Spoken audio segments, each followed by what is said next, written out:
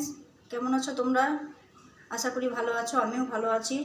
আজ আমি বানাবো রাঙা আলুর পিঠে। কেউ বলে রাঙা আলু, কেউ বলে লাল আলু পিঠে। তো এই আলুটাকে আমি সেদ্ধ করে রেখেছি। তো দেখো, এটা খুব সুন্দর সেদ্ধ হয়ে গেছে। এ দেখো,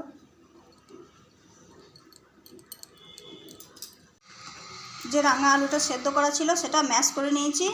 এবার চালের গুঁড়ো দিয়ে এটাকে মেখে নেব, আর সঙ্গে দিলাম 1 চামচ চিনি, না হলে এটা ফুটে মুখে চোখে ছিটে লাগবে।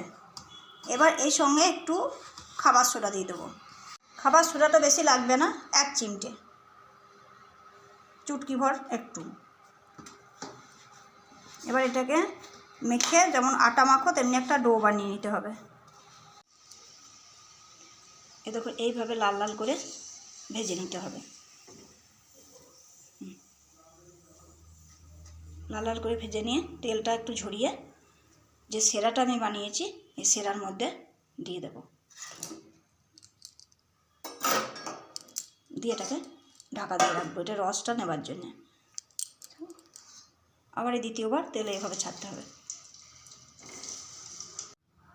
এ দেখো, তৈরি হয়ে গেল রস পিঠে, রাঙা আলু রস পিঠে।